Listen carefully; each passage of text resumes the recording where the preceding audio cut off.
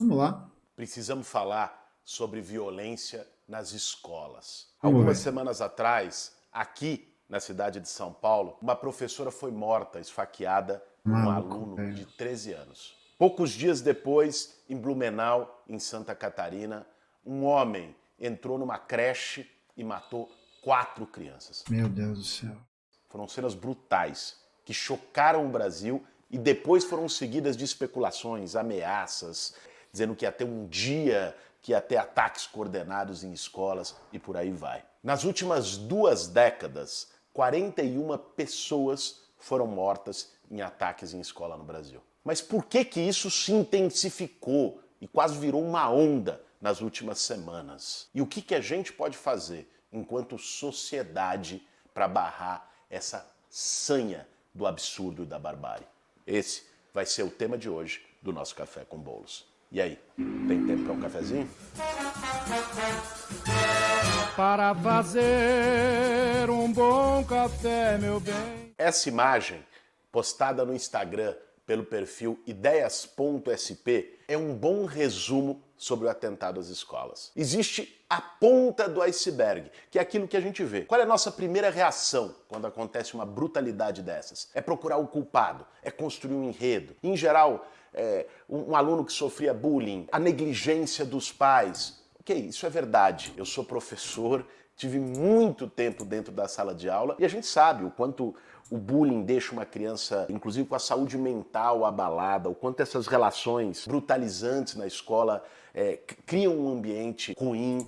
Mas acho que vale a gente ressaltar que essas relações que são brutalizantes da escola, né? Essas são relações que são produzidas pela forma como o espaço escolar é visto dentro da ordem do poder, né? Então, por exemplo, a contra-reforma do ensino médio, o novo ensino médio, é, por exemplo, uma medida institucional que brutaliza ainda mais essas relações ao diminuir os espaços de convivência coletiva e por fomentar ideologia empreendedora que é propagada a partir de matérias como empreendedorismo e o caralho a 4. Fora todas as questões estruturais, né, que são a entrada de organizações sociais, né, de terceirização. Aqui em São Paulo, praticamente todas as escolas infantis são OSs, né, são parcerias público-privadas. Inclusive isso aconteceu na gestão do Haddad, tá? Só para deixar claro. E aí a gente tem também um processo de desfinanciamento, salas lotadas. São Paulo, gente, o estado de São Paulo não tem concurso para professor desde 2013. Então você imagina como é que estão as condições de trabalho desses professores, como que é o salário dos professores, não precisa nem falar. E você tem toda uma sociedade que é marcada por uma pobreza estrutural, pelo desemprego, pelo aumento da violência, pelo encarceramento em massa. Toda a estrutura social gira para que esse processo seja radicalizado com ainda mais aceleração. Ainda mais, né? Então acho que é importante a gente ressaltar isso, que sim, bullying ele é uma questão, ele é um problema, ele deve ser combatido, e tem muitas questões em torno dele que são tão ruins quanto a ação individual de alguém ou a forma como alguém recebe essa ação individual. Mas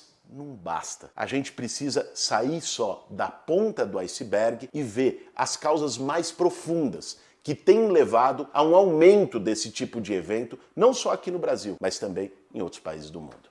E aí, gente, tem um ponto principal, do qual a gente não pode fugir, que é a vulnerabilidade das nossas crianças, adolescentes, dos nossos jovens a teorias extremistas, a discursos de ódio.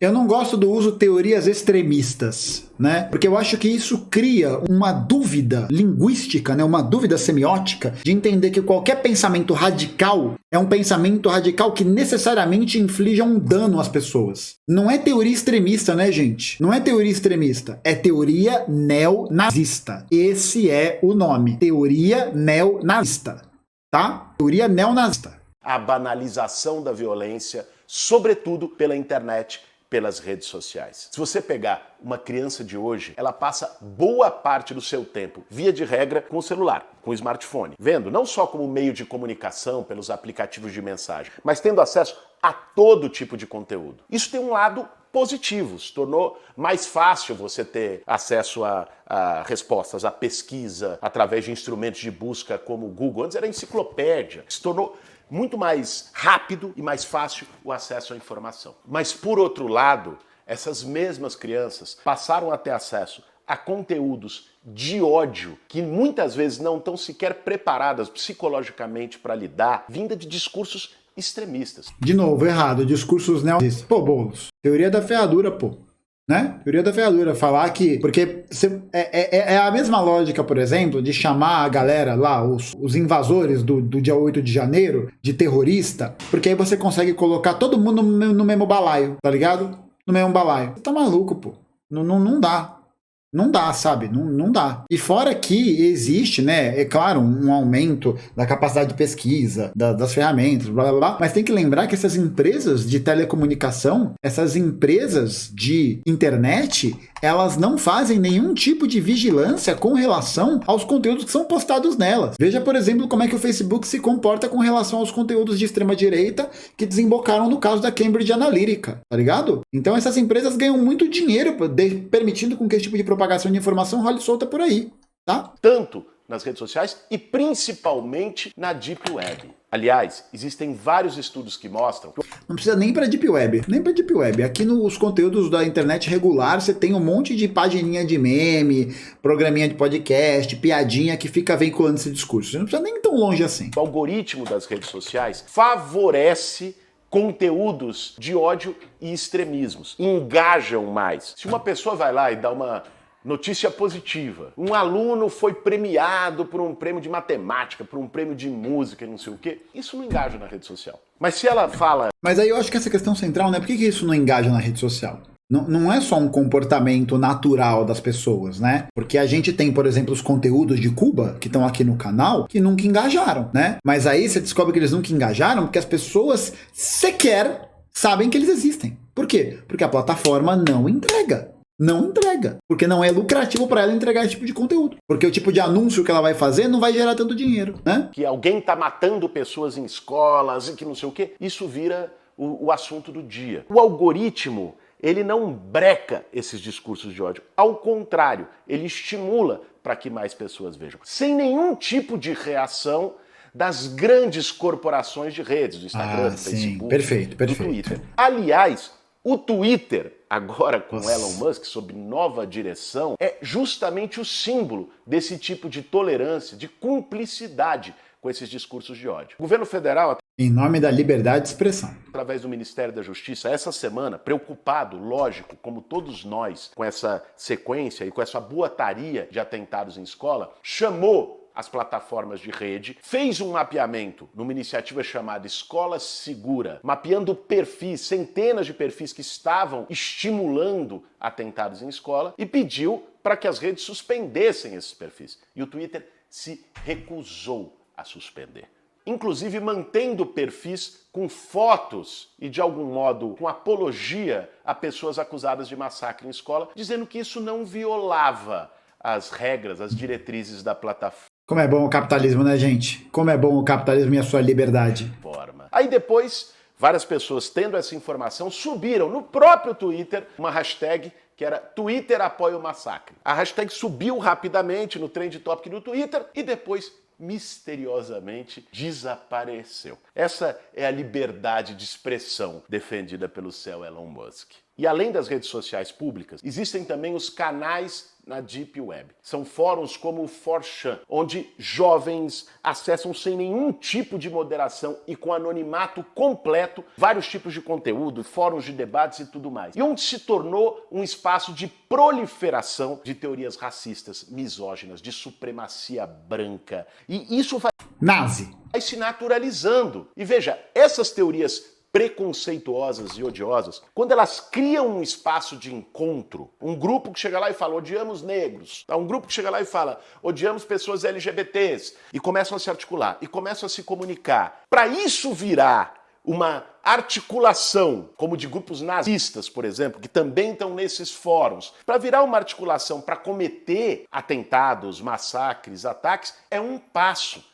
É um processo de organização política, né? Não é um ataque descoordenado, não é um ataque isolado. É politicamente organizado. E não existe, obviamente, qualquer tipo de regulação, fiscalização nesses espaços. A espetacularização desse tipo de violência, e aí não apenas nas redes sociais, mas também nas televisões, para atrair mais lucro, fortalece. Por exemplo, ficar mostrando o nome das pessoas e divulgando as pessoas que cometem atentados em escola. Uma parte da imprensa depois desse episódio de Blumenau, deixou de divulgar o nome. E é correto, porque isso estimula, cria um heroísmo às avessas e estimula pessoas que estejam com frustrações ou ligadas a essas teorias de ódio ou ligadas a esses grupos extremistas neonazistas a fazerem esse tipo de ação em nome também dessa visibilidade do mal. Porque é isso, né? Essa visibilidade do mal ela é sustentada por um arcabouço, por um pilar de uma determinada forma de cultura, de uma determinada forma de ideologia, que é a radicalização da ideologia dominante, né? Não foram os grupos do 4chan, os Red Pill, os Incel, que inventaram a misoginia, o racismo. Isso são elementos estruturantes da sociedade capitalista. A grande questão é que a mobilização desses valores por essas comunidades é uma mobilização organizada, militante e realmente prática, né? É a radicalização de um elemento de cultura que já existia anteriormente, né? É preciso que a sociedade... Por isso que não adianta a gente falar de combate à estrutura capitalista sem a gente também combater esses elementos que constituem a ideologia dominante, a cultura dominante, né? O racismo, a misoginia, a LGBTfobia, a xenofobia e tudo isso. Por isso que a gente não pode fechar com gente que naturaliza esse discurso ao ponto de lavar as mãos e dizer que não tem nada a ver com isso, sabe? A pessoa que não é responsável por isso, que é só uma piada, que é só uma brincadeira, que você não controla o que as pessoas dizem. A gente não controla o que ninguém diz, né? Mas a gente, enquanto comunicador, tem que ser responsável e firme para poder determinar o que pode e o que não pode ser dito. E acabou. E acabou. Não gostou? Um abraço. Tchau. Pode ir embora, tá? Porque a gente não pode construir o nosso movimento naturalizando essas questões. A gente tem que ter paciência, didática para explicar, para poder trazer, para poder fazer as pessoas entenderem a partir do debate, da polêmica pública, do debate público e botar essas questões às claras. Mas esconder isso ou achar que levantar essas questões é secundário e a gente tem que priorizar, né, a entrada de qualquer pessoa no comunismo, né, essa ideia abstrata que virou, né, vocês têm que trazer mais pessoas pro lado do comunismo. Que lado é esse, né? O que a gente está debatendo? O que a gente está trazendo? É uma enciclopédia de coisas ou a gente quer realmente construir um projeto político de sociedade diferente? Entende? Para construir um projeto de sociedade político diferente, a gente não tem que ser conivente ou ficar de boa com relação às merdas que as pessoas falam. Não pode. Isso não pode acontecer. Pô, não quero que seja simpático ao comunismo qualquer pessoa que tenha qualquer tipo de defesa, né? Ou qualquer tipo de não esforço de naturalização de discursos de misoginia, de racismo, de LGBTfobia. Isso não existe, porra. Isso não existe. Todo mundo tem que aderir ao comunismo, todo mundo tem que... Eu concordo que a gente precisa de mais militantes práticos. A gente precisa de mais pessoas envolvidas na formação política. A gente precisa de mais ações práticas. A gente precisa de mais organizações, de mais debate. Agora, achar que falar e criticar essas posições é queimar pontes, aí você tá maluco. Você tá maluco. Não quero qualquer pessoa. Não pode ser qualquer pessoa em nome de qualquer coisa, né? Pra quê? Pra ficar vociferando, né, fatores e curiosidades sobre o socialismo? Não, comunismo é construção coletiva e significa combate, significa debate, significa forjar militantes, velho. É isso. Significa forjar militante. Qualquer comunista, qualquer pessoa que se diga comunista, né, portanto alguém organizado materialmente num partido ou num movimento social, que é isso que é um comunista, né? Comunista não é só aquela pessoa que é simpática, né? Que gosta do comunismo, que acha legal a história do socialismo. Isso é bacana. Isso não é ser comunista. Ser comunista é estar organizado. É entender que a gente tem direcionamento e fechamento com um projeto político. E esse projeto político, ele é irrecusável. E doa a quem doer, tá ligado? Não é uma pauta que sequer pode ser pensada em ser ignorada. Não pode. De forma nenhuma, né? E vai ter gente que vai achar ruim, e vai ter gente que vai chiar, e vai ter gente que vai achar que é besteira. Massa. A vida continua. Se eduque nos seus meios de comunicação e na forma como se relaciona com as plataformas de internet, porque senão isso é um buraco sem fundo. Eu tenho 2 filhas. Uma tem 13, outra tem 12 anos. E assim que eu recebo uma notícia, que chega uma conversa de ataque em escola, a primeira coisa, lógico, que me vem à cabeça é saber se elas estão bem. E eu tenho certeza que quem está assistindo o Café com Bolos agora e também é pai ou é mãe, sente a mesma coisa, pensa a mesma coisa, é o sentimento mais natural. É lógico que a gente não queria estar falando sobre ataque em escola aqui no nosso programa semanal. Mas a gente precisa, além de entender o que está por trás disso, pensar soluções. Se solidarizar às famílias das vítimas, a professoras e professores, meus colegas, a alunos que também são atingidos, a crianças, como foi o caso na creche de Blumenau, é o mais elementar, é o sentimento humano mais básico. Mas a gente precisa ir além, para poder pensar enquanto sociedade, e aqui também que mecanismos políticos no parlamento, no governo, podem ser tomados para que a gente possa coibir essa onda de violência. O primeiro passo, óbvio, é a conscientização. Além do maior investimento na preparação, na qualificação de todos os profissionais de educação, inclusive com atendimento à saúde mental nas escolas. Então, para isso, não pode ter arcabouço fiscal. Não pode ter nenhum tipo de política fiscalista que vise o superávit em detrimento do investimento público. Isso não existe. Se a ideia é melhorar a qualificação, melhorar as condições de trabalho, melhorar a qualidade da escola pública, isso significa revogar o novo ensino médio. Isso significa aumentar salário de professor. Isso significa melhorar a estrutura em todos os âmbitos das escolas estaduais, municipais e federais. Isso significa garantir política não só de entrada, mas de permanência nas universidades federais. Isso significa investimento em ciência e tecnologia, né? E numa política, num governo de austeridade, isso não vai ser possível. Isso não é possível, né? Então, concordo com o Boulos. Ele tem que trocar essa ideia com o Camilo Santana, que é ministro da Educação, né? E que falou que não vai revogar a reforma do ensino médio. Porque isso também tem um caráter ideológico.